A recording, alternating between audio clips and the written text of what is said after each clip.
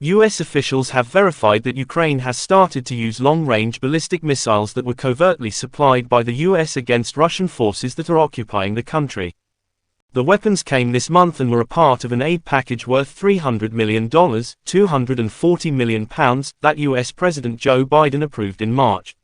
US media reports that they have already been employed, at least once, to hit Russian targets in occupied Crimea. Now, Mr. Biden has approved a fresh $61 billion aid deal for Ukraine.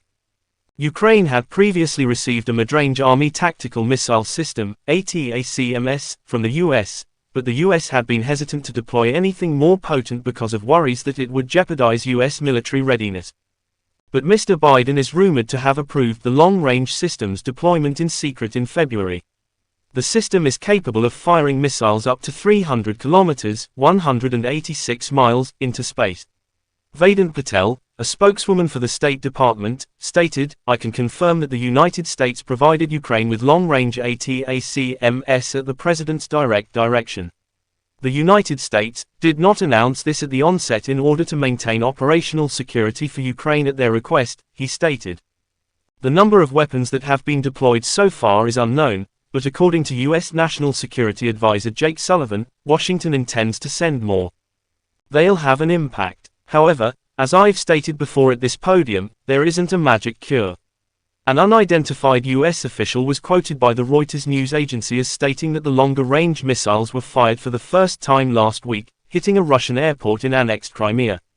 Additionally, the New York Times reports that during the course of Tuesday night, Russian forces in the captured port city of Berdyansk were attacked with the new missiles. As Russia continues to advance while Kyiv's munitions supplies run low, the latter has increased its requests for Western aid in recent months.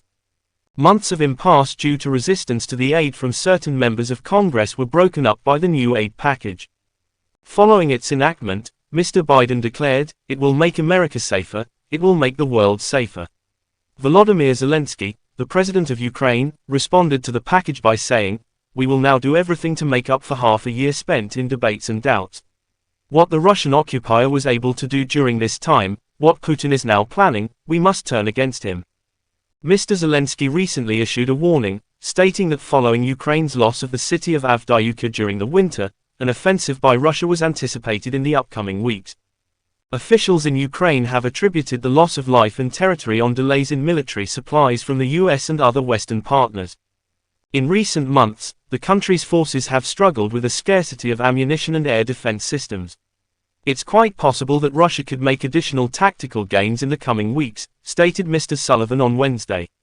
Millions of people have fled their homes and tens of thousands of people, mostly soldiers, have died or been injured on both sides of the Russian invasion of Ukraine on February 24, 2022.